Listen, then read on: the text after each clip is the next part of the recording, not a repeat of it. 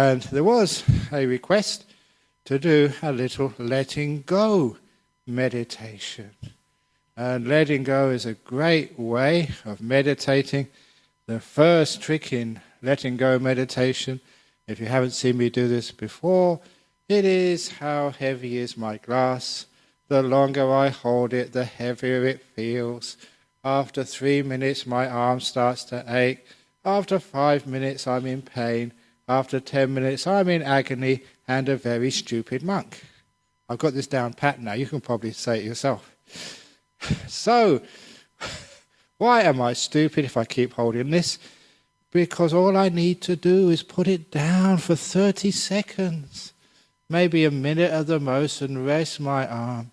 And once my arm is rested and it feels good, I can pick it up again and it feels light. It really does. Because you've rested, the burden disappears. You can hold it again until you feel tired, then you can put it down again and rest. This is actually how we deal with stress in modern life. How you can be a high achiever without getting sick. Simply because you can work hard, and when you get tired, you can put things down and rest, thereby re-energizing your brain. So afterwards it can work efficiently. It's just basic stress management. And it doesn't matter how heavy your cup is. This is not the cause of stress, how heavy is a cup. The cause of stress is when you feel tired, you don't know how to let go. So that's why a little bit of meditation, learning how to let go of things, to put them down, is one of the great keys to meditation. And of course, one of the reasons why we can't let go is because, no, this is my glass. This is my water, and no one can take it from me. In the ancient story of the way they used to catch monkeys in the jungle, with hardly any effort required, they would just take a coconut, and they would drink the coconut water and maybe eat some of the soft flesh inside. And they would just make sure there was a hole in the coconut, just big enough that an average-sized monkey could just put his paw or her paw inside the coconut. They could just fit it in, but not too big. And they would tie that coconut to a tree, and they'd put a banana inside that coconut. And then they would go home, have dinner, have a nice rest. And in the morning, after a leisurely breakfast, they would go and find that coconut, and of course, a monkey had found that banana. But the hole was just big enough, he could just put his hand in. But he couldn't put his hand out, holding a banana. So the monkey couldn't get the hand out. And so, when the hunter came, and the monkey saw the hunter was coming, all the monkey needed to do was just to let go of the banana, take its hand out, and run away. But can the monkey let go of the banana? No, it struggles even harder to try and get the hand out with the banana, but it's impossible. And that's how the monkey gets caught, because it doesn't know how to let go of the banana, because it's my banana. And that's one of the problems. It's always my worries about the future. It's my problems of the past. It's my thoughts which are really important. That is why they're hard to let go. That's why we call all these past and the future and all these fantasies and thoughts, we call them minefields. Okay, can you leave now? They're minefields, they blow you up. In other words, they destroy your peace and happiness. So the trick in letting go is to realize this is none of my business. Now you do that sometimes at work. Maybe, I'm sure some of you do that. Someone asks, can you come and help me? No, none of my business. Or there's some other stuff which happens in life. None of my business. If you could only say that to your past, none of my business. It's all finished. I can't do anything with it now. So it's done. And all of your future, that's none of my business. So that's how you can let go of the past and the future. As for all these thoughts which come up in your mind, They're not my thoughts. I never asked them to come in. It must be somebody else's who put them in there. It's probably that Ajahn Brahm again, brainwashing me. So it's none of my business. So all the thoughts, all the emotions, all the worries of the past, all the worries of the future, you just say to these things, none of my business. When they're not mine, they're so easy to let go. Have you ever noticed? Yeah, sometimes you see a traffic crash and think, oh, poor person in the car. But you don't worry so much as if it's your car which gets damaged or scratched. You don't worry so much. Yeah, it's sad when you hear someone's got cancer. But you don't worry so much and lose sleep when they say you've got cancer. So, wouldn't it be wonderful if someone tells me, Ajahn Brahm, you've got cancer in its terminal, I say, none of my business. You can let it go. In other words, you can learn how to be peaceful with no worries. As for when many people worry about the future, they worry about this, they worry about that. But there was a saying of His Holiness the Dalai Lama which reflects an even greater saying, which I often bring out, of Harold Macmillan during the first conflict, or one of the first conflicts between Israel and the surrounding nations, the 6-day war. When there was a war going on, and the journalist asked him, what do you think about the problem in the Middle East? And he said, there is no problem in the Middle East. What do you mean there's no problem in the Middle East? There's a war going on as we speak. And this great statesman said, sir, a problem is something with a solution. There is no solution in the Middle East. Therefore, it's not a problem. And that was very wise. His Holiness the Dalai Lama said, if you can do something about it, it's worth worrying about. If you can't do anything, then don't worry. And much of life, you can't do anything. Why worry? It's just a waste of valuable time. If there's a solution which you can see to a problem, then it is a problem. But if there's no solution, you are wasting your energy and time when it could be better used on something where you can make a difference. So this is another way of learning how to let go of so much in this world. Because so much in this world, you can't really make that much difference.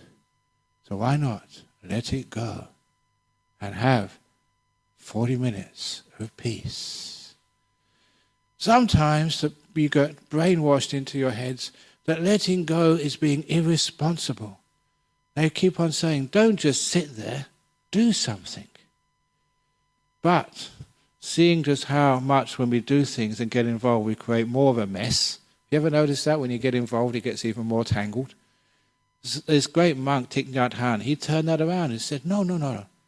He said, don't just do something, sit there. Turn it around. It's wonderful when you turn these things around. In other words, let it go, let it be, and then see what happens. So when you look at what does it mean, letting go, and how can we do that in meditation? Already giving the simile, you're holding on to something, stop holding it. You can imagine when you're meditating, some of you, that you are driving your car, because that's something we all do. Well, you do, I don't. And when you're driving your car, you're holding on to the wheel, you're controlling it. See if you could let go of the wheel. Take your feet off the pedals and just let go and see what happens. But sometimes, like me, you may not be the driver, but I'm not the backseat driver, I'm the passenger seat driver, telling people which way to go. But sometimes you just don't even give instructions to the driver. You shut up and enjoy the scenery. That's why it's lovely being a passenger. You can look around and see the beautiful River Swan. You can go and see the ocean if you're going down the ocean roads. You look at the hills, look at the scenery. It's wonderful being a passenger. You can totally let go. To be able to let go also takes a lot of trust. Trust that if you let go of the wheel of the car and you don't hold on so much, that everything will be all right. That's why a lot of times we let go a little bit, see what it's like, realize that this is peaceful, this is wonderful, and that encourages us to let go a little bit more. And that's even more peaceful, and then we can let go some more. Until we can become like Sometimes I remember having to go to this travel agent in the shopping centre in Mirabuka. I don't like going to shopping centres at all. It's not a place a monk should be, because every time I go in a shopping centre dressed like this, they think I'm doing some special promotion or some... Please reclaim the free gift. I'm not quite sure what shop it is, but when you're dressed a bit strange, they think there's some sort of promotion going on. But anyway, I remember seeing a couple of times people carrying their babies, mothers carrying their babies in the shopping centre, just in their arms. A baby in one arm and a sort of a shopping trolley or a big bag in the other arm, with the baby fast asleep. And I've noticed, my goodness, that baby is so trusting of the mother. If I was fast asleep, if I was being held in somebody's arms with all these people in the shopping centre, I'd be terrified my mother's going to drop me. There's so many people, she can't sort of pay too much attention. People are banging into her all the time. But the mother, or the child, trusts its mother 100%. It totally lets go and falls fast asleep. That just shows us how trust can allow you to really, really let go. So the first way of letting go is none of my business. It doesn't belong to me. Second one is learning how to trust. To trust that when you let go, everything will be fine. In fact, everything will probably be even better.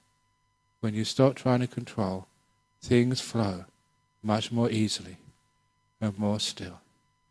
I remember one of the stories of Ajahn Brahm who told me this. I remember this story because I read in the newspaper that there was, I think, some beach somewhere where two men recently in Western Australia were swimming and they got caught in the rip and they got drowned. And this monk, he was from New Zealand, and he said that he went home to visit his family, and one of his friends said, let's go for 2 or 3 days. We'd go, they call it tramping in New Zealand, like hiking, in the wilderness area. The guy would carry the food, and then Ajahn Brahm would carry the tent. So they're walking in this wilderness area, and it was on one of these warm days. They were really hot and sweaty, and they came to a beach, one of these pristine, empty beaches, like someplace out of paradise. No one around. So let's go for a swim. So they also took their clothes off and went swimming. You should do your research before you try this, because it was one of those beaches with a bad current. It was a very dangerous beach. Many people had drowned. And he got caught in that current. And he wasn't a strong swimmer. He'd been a monk for too long. But he remembered letting go. That saved his life. Instead of struggling against the current, which would have won anyway, he just totally relaxed and allowed that current to take him a long way from the shore, really a dangerous long way from the shore, where the current lost its force. And once it lost its force, once you could actually do something effective, that's when he started swimming. When he got back to the beach, that's why, you could tell the story, totally exhausted.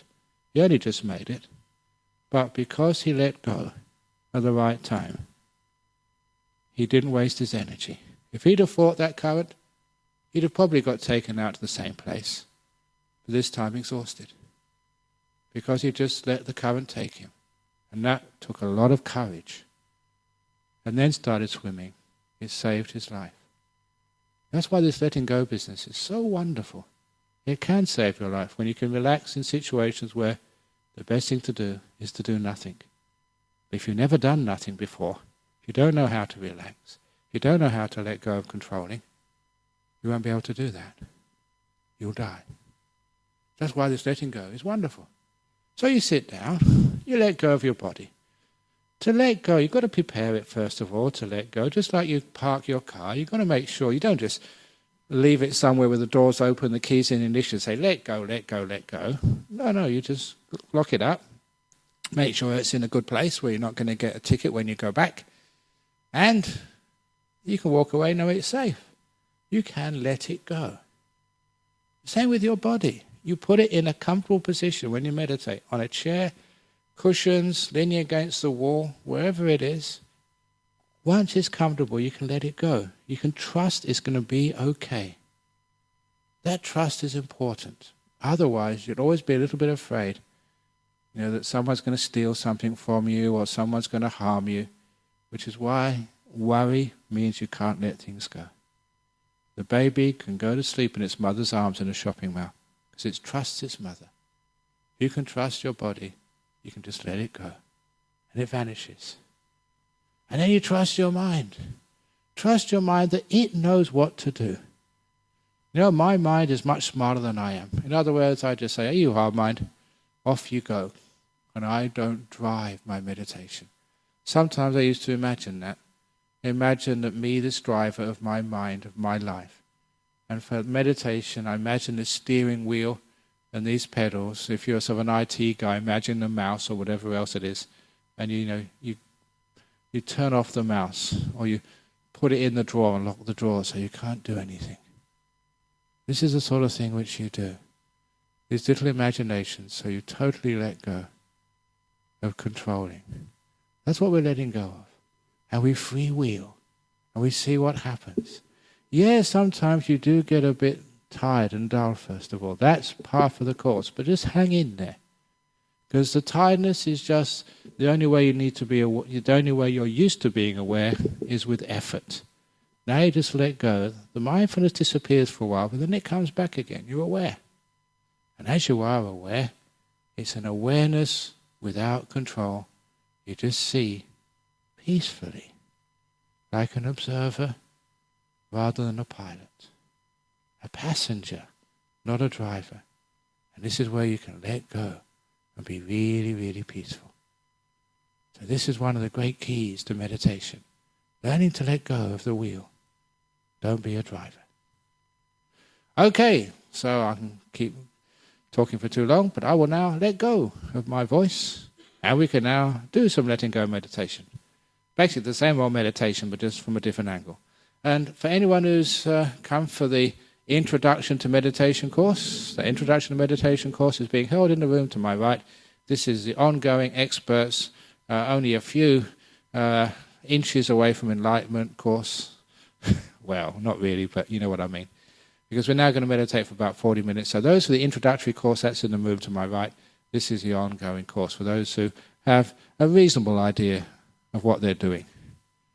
If I said that, actually, many of you may think you might go to the next door class. But no, you know what you're doing roughly. That's good enough. So, if you like now to get yourselves comfortable in a nice position, and then we can start the meditation.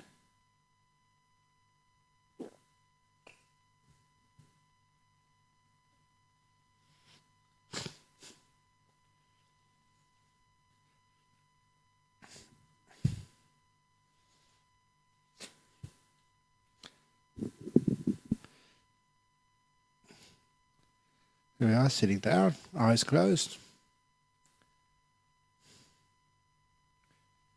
And before you leave your car, you have to make sure everything is locked, it's in a safe place, you're not going to get a ticket.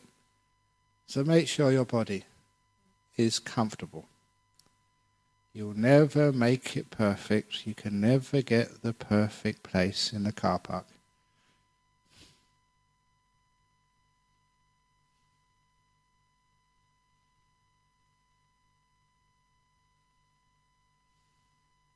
But it's good enough.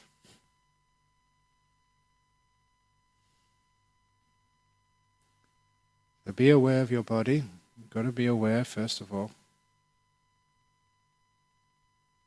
Sometimes I ask myself, what is the most prominent sensation in my body? What feeling stands out above all others?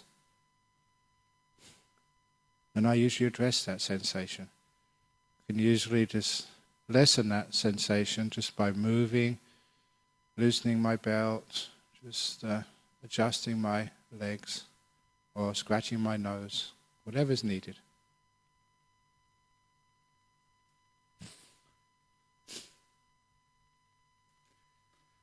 Then when the most prominent sensation is dealt with, then I go to the next most prominent sensation. Relax that. As I taught every time I'm here, if that sensation is inside your body, a place you can't scratch or you can't massage, you can still know that area of your body, and you can still send compassion and kindness there.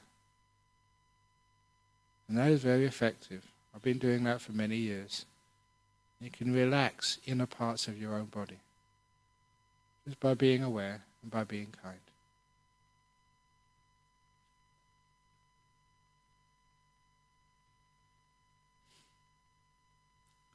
It's like being kind to someone who's afraid. Your kindness softens them and their pain lessens. Just knowing someone is kind to them. Even parts of your body are like that. Just you being aware, paying attention to them, and not being angry at your pain, but being kind to it. Being friendly. It takes away some of the tension.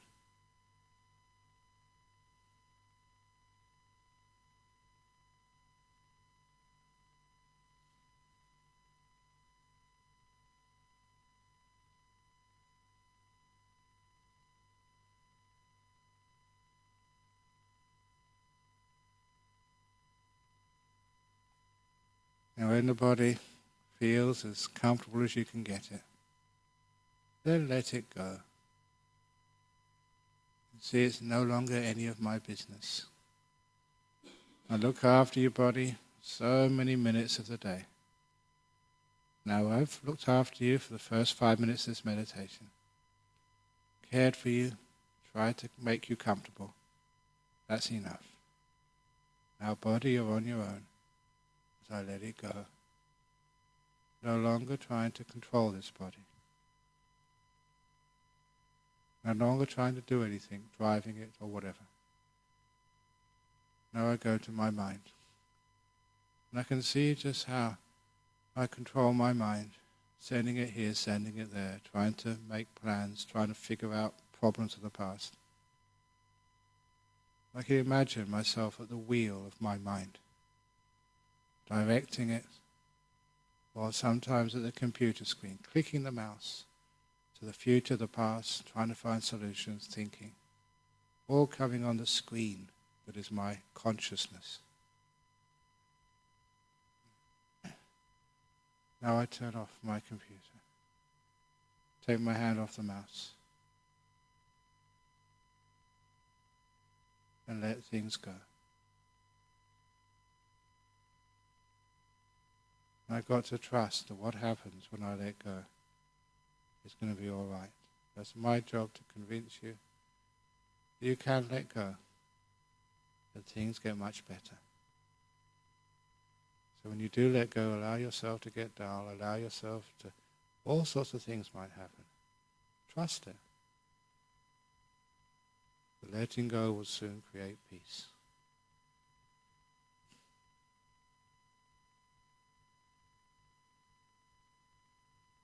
So you no longer have any plans of what you're going to do in this meditation. No goals. No, this is how I meditate. Everything gets let go of. No plans, no guidebooks, no instructions. Just let go and be.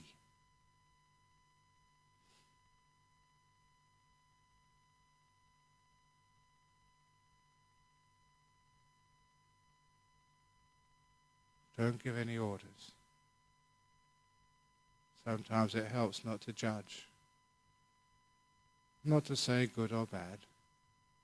Not to say sleepy or aware. Just to be. And accept this level of being no matter what it is. And if you get into a riptide of thinking, don't fight. Let it be.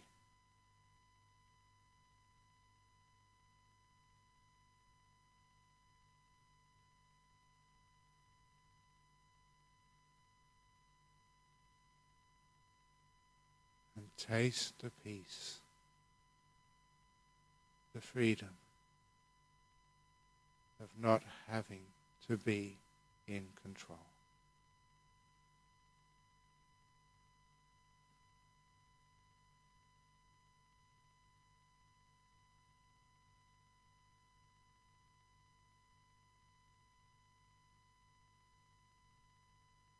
Be careful not to judge, make all these assessments.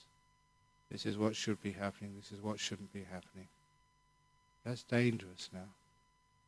That will start you controlling again. Just let this moment be. Or as I said in my book, open the door of your heart to this moment. No matter what it is. Moment, whether you are wonderful or whether you are dull or whether you are evil or whether you're so happy. This moment, the door of my heart is open to it. With unconditional awareness. Just knowing this moment. Not discriminating good moments and bad moments. This moment has a right to be. Respect it.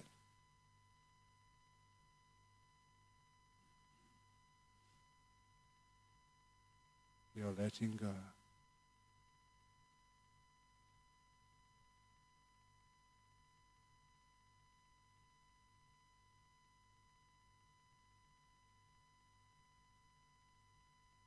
See if you can notice peace when it comes. It encourages you that you're in the right direction. Notice stillness, this wonderful quality of mind, when all the agitation starts to settle down. The waves on the lake that are your mind start to calm, and the lake becomes glassy smooth. Notice that it encourages you.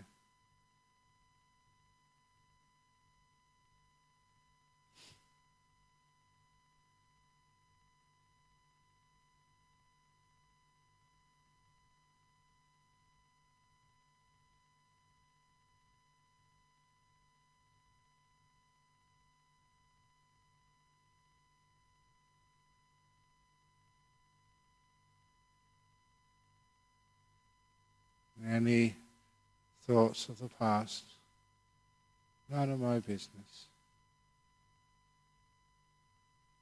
Any anxieties of the future, none of my business. It's not mine. Somebody else's problem. Not mine. Not mine.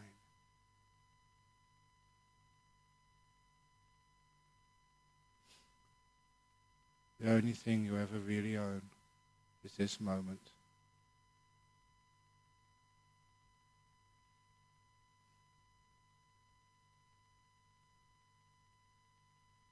The past is a debt.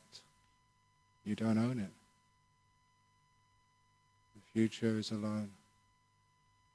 You don't own that either.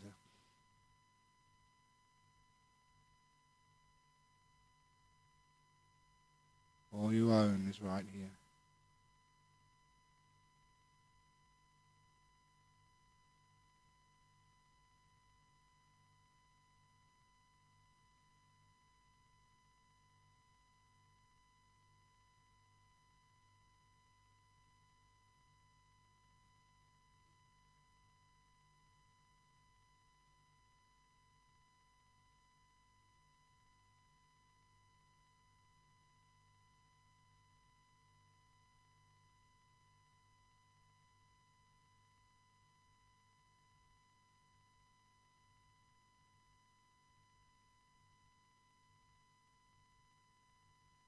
And any thoughts you have, not mine. These are thoughts which just come into your mind, but you don't own them. They don't reflect who you are. You can let them come if you want, and let them go. Open both doors of your mind. The door which allows things in, and the door which allows things out. So just like the wind, you never know where the wind comes from. You never know where it goes. You just know it as it's brushing past your face. You can't keep it. You let it come. You let it go. Just like thoughts in your mind. Just like the wind, leaving no trace.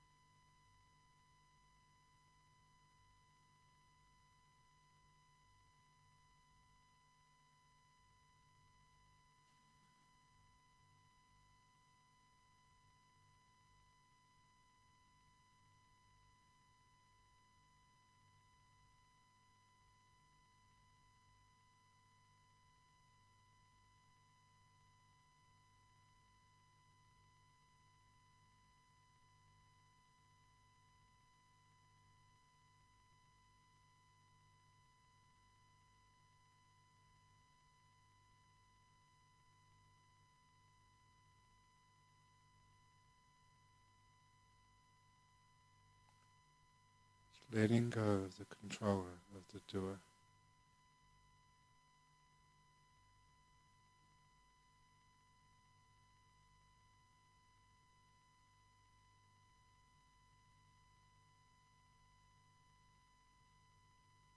If you become aware of your breathing, as you breathe in peace, breathe out, let go. It's like a mantra to help you let go. Breathing in, peace. Breathing out, let go.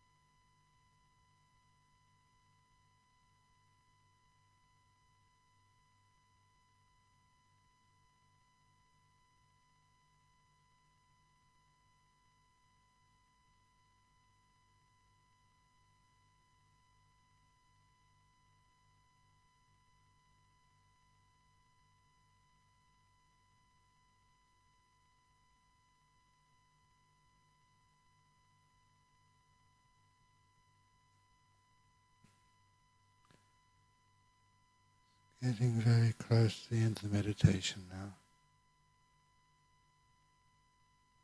Be mindful of how much peace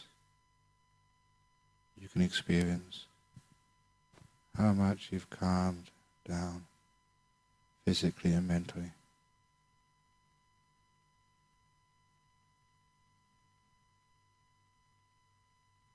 And know that it's been very safe to let go of controlling and driving.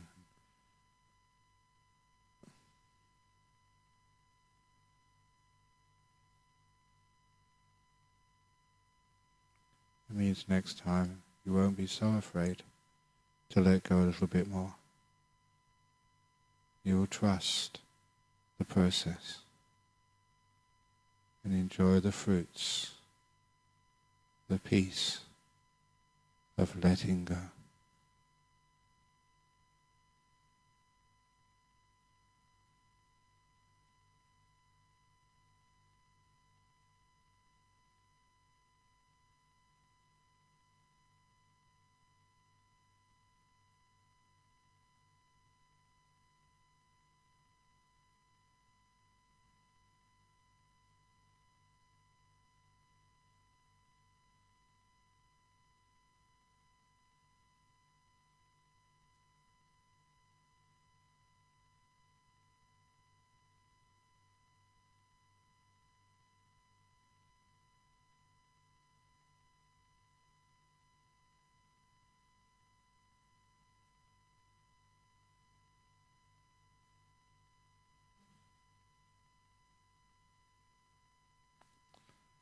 I'm now going to ring the gong as usual 3 times. Listen, allow every sound of the gong to go right inside of you. Just letting the sound come and letting it go. Remember, when the 3rd ringing disappears, that's the signal. That's the time to open your eyes and to emerge from meditation.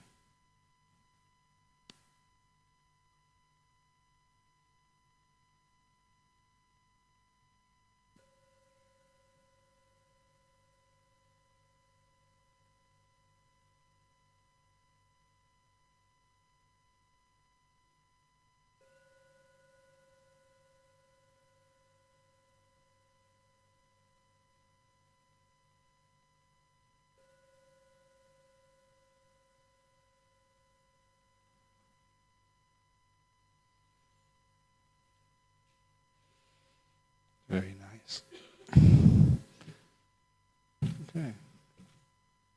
Okay, just for those here, if anybody has any questions they like to ask on meditation, because sometimes people don't feel confident enough of actually asking them, you can write it down on pieces of paper. And the first question here is one of the deeper questions. Sometimes the people ask these very powerful, deep questions when they haven't even got even into being able to watch their breath. But anyway, please explain Nirodha Samapatti. Does vijnana stop? Nirodha Samapatti is the deepest level of meditation anyone can ever experience. It is where the mind becomes so calm and so peaceful. It just fades away until there's nothing left. It stops, it ceases. Incredible still, when nothing is left. Does vijnana stop there? Yes, it pauses. The pause but non-existence. Then you come back again. And does one who experiences such a deep state become fully enlightened? We've always had some discussion about this amongst the monks. My opinion is, and there is some basis for this, although it's not clear, is that if you do experience this, you're either a non-returner or fully enlightened. You're pretty close. To be able to stop the mind that much shows that you really have let go almost totally. And can both type of enlightened beings experience Nirodha Samapatti? Yes, this again is one thing which I read out, I think last week in the Sunday class, the Sutta class. for the person who does. There's two types of enlightened beings. So one has experienced those and the other one hasn't. So not all enlightened beings experience cessation. Some do, some don't. So anyway, now we have the questions from overseas. First of all, Gosia from Poland. Ajahn, how to avoid running away from present moment during meditation? A very nice question, Gosia. I hope I've pronounced your name correctly. How to avoid running away from the present moment is to become more friendly to the present moment. If you are a really good friend to someone, then when they see you on the other side of the road, they'll probably risk their life in the traffic and cross over to meet you, because you're a great friend, you've had wonderful times together. And that's what happens with me in the present moment. As soon as I'm meditating, and this is anthropomorphizing, making these experiences persons, which is fine, it gives a good explanation of what's happening. Whenever the present moment sees me coming, Ajahn Brahm, we've had such wonderful times together. Oh, do you remember that time, in Bodhinyana Monastery when we spent hours together? Oh, we had such a great time. So much so the present moment comes seeking me out and won't let me go. In other words, if you have an attitude to the present moment of friendliness, having great times in the past together, the present moment will never run away, or you won't run away from it. You hang out together because you're the best of friends. The usual problem with meditators, and they're not my own meditation, I've been teaching this for a long time now, is you see that most people try and control the present moment. Just like you're the mother-in-law, and the present moment is your daughter or son-in-law. And as soon as they see you coming, oh no, mother's coming, I'm going out for the weekend. What is because you've been too controlling and not enough loving. So if you can actually love your present moment, no matter what the present moment is, this beautiful opening the door of your heart, unconditional love, acceptance, unconditional mindfulness, aching, pain, hot, cold, sleepy, blissed out, whatever the present moment is, you're fine. So you accept, be with it. This beautiful sense of respect. Because sometimes we can respect the present moment when things are going well, when we're happy, when we're peaceful, when we're healthy. But that's not good enough. You've got to respect the present moment even when it's having a painful time. If you respect it in all situations, to be able to love someone. What was they say in marriages the old days? In sickness and in pain. In restlessness and in sloth and torpor. Is that what we say Buddhist marriages? Whatever. But you know what I mean. It's this unconditional love for the present moment. And then it stays with you. The reason it runs away is because you've been treating it like a slave, like a maid, putting it in a cage and trying to keep it there. That's why it keeps running away. Always say that if you want to have a bird in a cage, always leave the cage door open. So the bird can go off and fly away if it wants to. And if the cage has got really delicious food, lots of nice things, and it's very comfortable in the cage, with the door open, the bird will always come. It will always come back and stay in there because it likes being in the cage. And the cage door is open, it's got freedom. But if you keep the bird in the cage and the door is always locked, sooner or later it will happen that you leave the door open. The bird will fly away, will never come back again.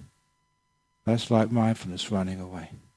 You've controlled it, you've tried to keep it in the cage. And, one moment lack of mindfulness, cage door open, and your mindfulness of the present moment that just goes. You can't find it. It's escaped from you because it didn't like you. But if that cage is beautiful, comfortable, really lovely food and water, then you find the bird stays. Ellen from United States. Ajahn Brahm, usually I can get into good meditation, but occasionally, like now, despite doing everything you suggest, I feel my body is just resisting so much. Maybe it's better just to stop, get up and try later. Is that a good plan, or should I just continue on loving my unrelaxed body and mind? I would actually say just continue on loving your unrelaxed body or mind. And just accept that that's part of having a body and mind, because sooner or later, when you start to get older, Ellen, I don't know how old you are now, but you're certainly going to get older than you are today. And, it gets even harder to be with a body which is relaxed. It's always going to have some aches or pains or dullness. So sometimes it's good just to be with it. This wonderful, unconditional mindfulness. Not just aware if you're peaceful. Yes, I'll be mindful of you if you're peaceful, if you're calm, and if you're nice and bright and happy. Yeah, I'll be mindful of you then. But the nice test is to have unconditional mindfulness. You can be mindful of your body even when it's aching, even when it's tired, even when it's hot. You can be mindful of your mind, even though it's running all over the place. To have this unconditional mindfulness is something which I said last night about mindfulness and drawing a circle. And inside the circle are all the things you love being mindful of.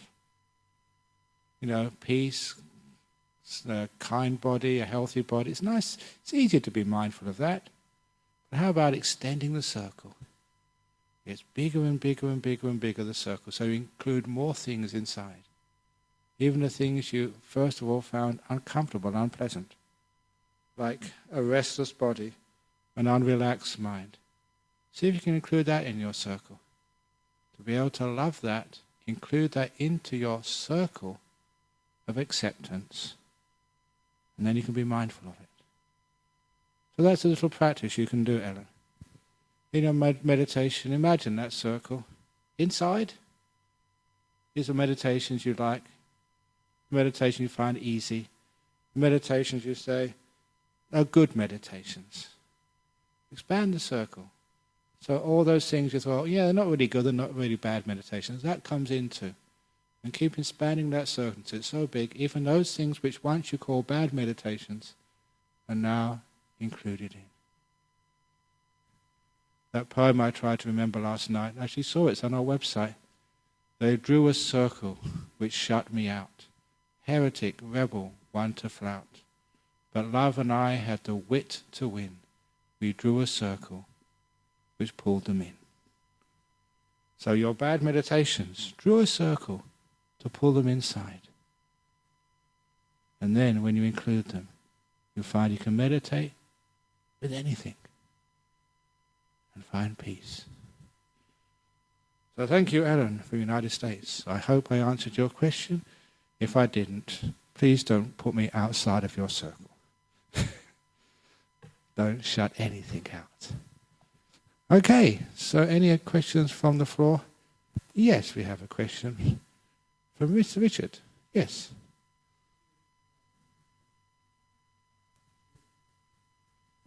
By visit?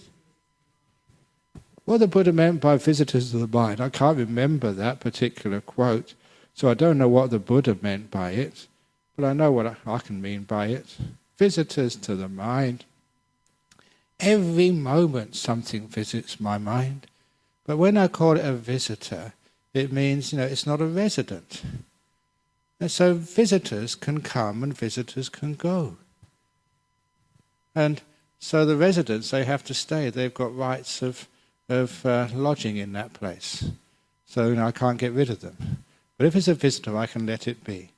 It's just like we were talking the other day at monastery, that over in Heathrow Airport, if ever you go there, you'll find you have like EU residents, including UK residents, and everyone else is called aliens. I don't know why they call them aliens, because I always expected to see people with tentacles and bug eyes lining up to go in from outer space. There are aliens. So visitors to your mind, call them aliens. In other words, they're not mine, and nor are they my business. They're just visitors. And if they're a visitor, then you can let them go very easily. You can give them a visa to stay for 1 minute, and then they have to leave. Do not give them extensions. So your mind can be nice and empty, and all that ever stays in your mind are residents. And choose a residence to be mindfulness, peace, joy. And the visitors. I think what I was reading in the newspaper today, do Tony Abbott's toe back policy. Tow them away. Come on, mind. Come on, thoughts. Go away. Out you go. Go. You're illegal. You're not supposed to be here. So don't give your bad thoughts or your restless thoughts asylum in your mind. I'll get into trouble with this because I'm sure there's quite a few other people who have different ideas, but you can get the idea in meditation. Okay. You have a question there. Very good. Yes. I am a little confused about breathing meditation, and when I want to do like loving kindness or impermanent or another subject, how can I thinking about love and kindness and make generating this love and kindness in myself, and same time I am focusing in my breathing. These two is different. I am a little confused. How can I thinking about love and kindness and same time breathing? Which one I have to focus? Sorry. So thank you. In meditation, the best teaching is not to focus on anything. Just be in this moment, and if the breath comes up, fine. If you're aware of your body, fine. If you're aware of a sound of someone coming in late, or those beginners making a noise as they did just before 4 o'clock, doesn't matter. Whatever comes into your mind is okay. Be the breath, it can be something else. The most important thing is your attitude towards it. Make peace, be kind, be gentle with it. So it's the attitude you have to what you're aware of, which is crucial in meditation. What you're aware of is not so important as how you are aware of it. So if you are watching your breath, be kind to your breath. Look at your poor old breath. It's been coming in and out of you without a rest. Now, even people have holidays. We're going to have Christmas soon when most people aren't working, except monks like me. But many of you have a break. But your breath never has a holiday, never has time off. It's been going in and out of your body ever since you came out of your mother's womb. Thank you, breath. So when you respect the breath like that, and are kind to it, my breath, okay, you can go in whatever way you want. You can go in through my left big toe if you want. You can go in hard, soft, long or short, I don't care, but I love you, I care for you. And then just like holding a baby, the mother never drops the baby. They never leave the baby in the shop. Go back home and think, I'm missing something. Oh yeah, I left my baby in the shopping mall. They never do that. But why do they do that? Because they love the baby. If you love your breath, you never drop the breath somewhere and think, where did my breath go? It would always be with you because you have the attitude of kindness and love towards your breathing. Yes, you want to come back with another question. Please do so. In your book about meditation, you mentioned about loving kindness. You said, imagine some friend or cat. Yeah. You remember? They're my little cat, yes. Okay. My question is, how can I imagine that one and same time breathing? You can't. So do one thing. And if you're doing that type of meditation, you're not doing breath meditation. If you're doing breath meditation, you're not doing body awareness meditation. So these are little trainings you can do. When you're doing push-ups, you're not doing like walking. There's different exercises for different times. But the best meditation, what I was teaching here today, is you don't choose what you're doing.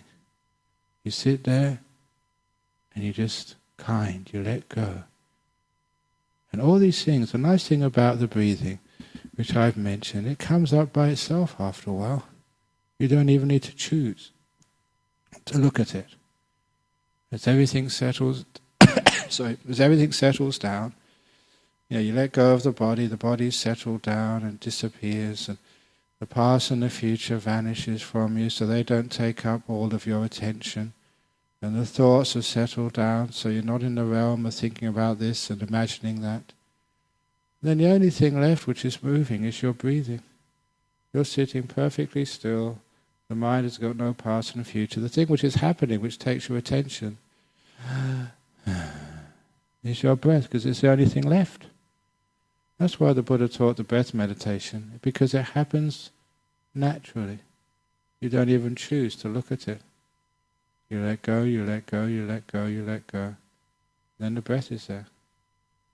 And that stays for a while until you let go of the breath. It gets so smooth, so peaceful that the breath disappears. And when sometimes people who just think they have to do breath meditation think, I've lost my meditation. You haven't. This is nature. Carry on. Because after the breath disappears, that's when you see these beautiful lights, the nimittas. So this is all par for the course. This is just what happens. So your job is to be a passenger. Not even choose what meditation object I'm going to be aware of. Just to be there and be still. And watch all these objects come to you. That's in the retreats. I used to call it like flying Buddha air. On Buddha air you sit down and all these amazing flight attendants come to you. And they present to you, here, oh madam, here's the breath. You don't even go looking for it. It's served up on a plate. You come later on, here's nimittas. Thank you very much. You don't go looking for them, they come to you. Here's ajanas. Oh, thank you very much. That's a very good offer on Buddha air. And later on in the flight they come with enlightenment.